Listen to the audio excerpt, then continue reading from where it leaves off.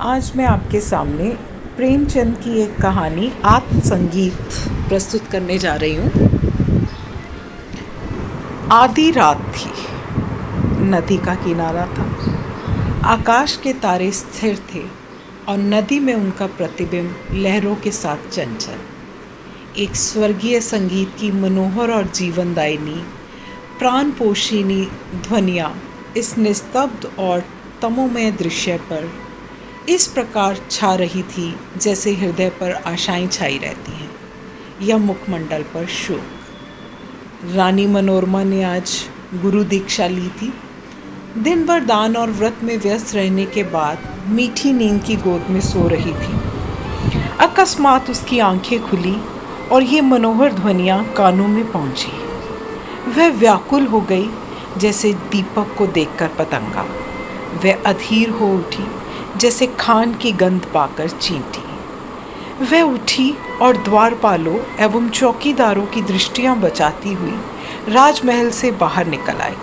जैसे वेदनापूर्ण क्रंदन सुनकर आंखों से आंसू निकल आते हैं। सरिता तट पर कटीली झाड़ियां थीं, ऊंचे कंगारे थे, भयानक जंतु थे और उनकी डरावनी आवाज़ें।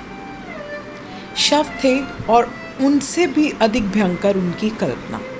मनोरमा कोमलता और सुकुमारता की मूर्ति थी, परंतु उस मधुर संगीत का आकर्षण उसे तन्मयता की अवस्था में खींचे लिए जाता था। उसे आपदाओं का ध्यान न था। वह घंटों चलती रही, जहाँ तक कि मार्ग में नदी ने उसका गतिरोध किया।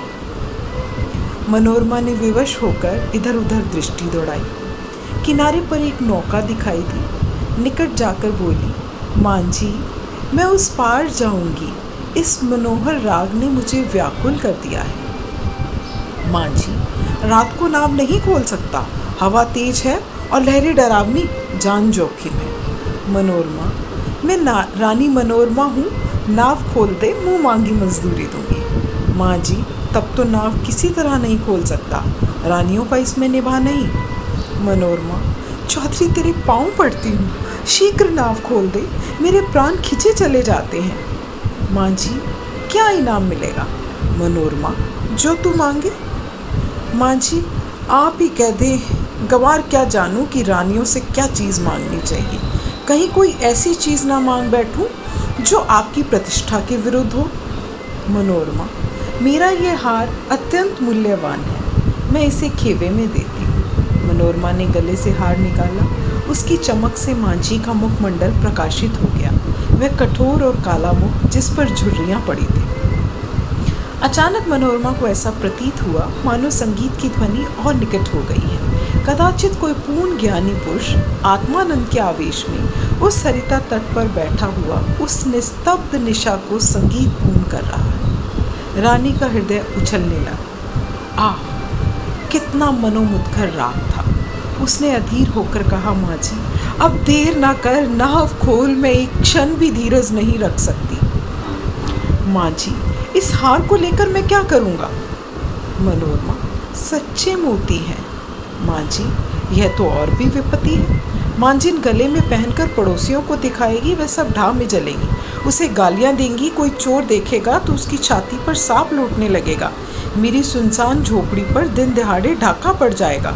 लोग चोरी का अपराध लगाएंगे। नहीं, मुझे ये हार नहीं चाहिए। मनोरमा, तो जो कुछ तू मांग वही दूंगी, लेकिन देर ना कर।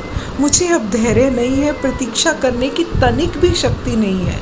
इन राग की एक एक तान मेरी आत्मा को तड़पा देती है।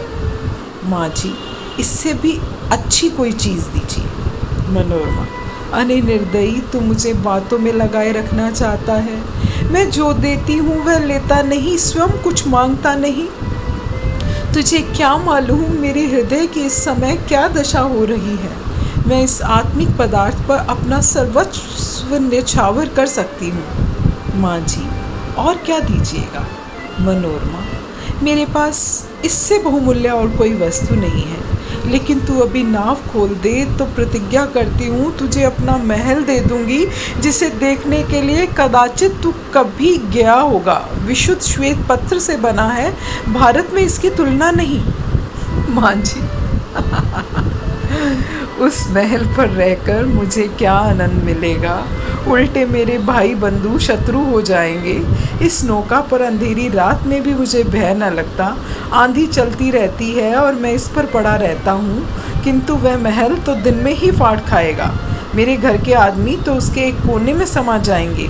और आदमी कहाँ से लाऊंगा? मेरे नौकर चाकर कहाँ?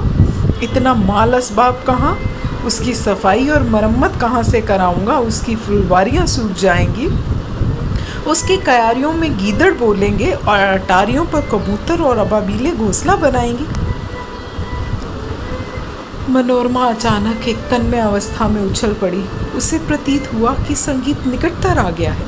उसकी सुंदरता और आनंद अधिक प्रखर हो गया था। जैसे बत्ती उकसा देने से दीपक अधिक प्रकाशमान हो जाता है। पहले चित्ताकर्षक था तो अब आवेशजनक हो गया था। मनोरमा ने व्याकुल होकर कहा, आज तू फिर अपने मुंह से क्यों कुछ नहीं मांगता? कितना विरागजनक राग है, कितना विवल करने वाला। मैं अब तनिक धीरज नहीं कर सकती। पानी उतार में जाने के लिए जितना व्याकुल होता है, श्वास हवा के लिए जितनी विकल होती है, गंध उड़ जाने के लिए जितनी व्याकुल होती है, मैं उस स्वर्गीय संगीत के लिए उतनी व्याकुल हूँ। उस संगीत में कोयल की सी मस्ती है, पपीहे की सी वेदना है, श्यामा की सी विवलता है। इससे झरनों का सा जोर है, आंधी का सा बल। इसमें वह सब कुछ है। इससे विवेकाग्नि प्रज्वलित होती, जिससे आत्मा समाहित होती और अंतःकरण पवित्र होता है। माँ जी, अब एक क्षण का भी विलंब मेरे लिए मृत्यु की यंत्रणा है।